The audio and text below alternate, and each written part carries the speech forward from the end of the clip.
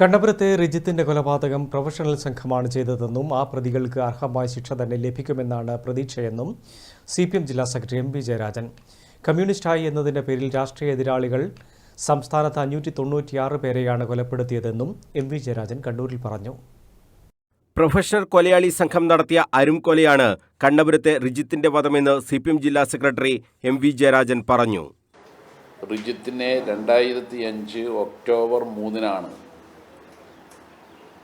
മാരകമായി വെട്ടി പരിക്കേൽപ്പിച്ച് കൊലപ്പെടുത്തുകയും ഒപ്പമുണ്ടായിരുന്ന 3 പേരെ മൃഗീയമായി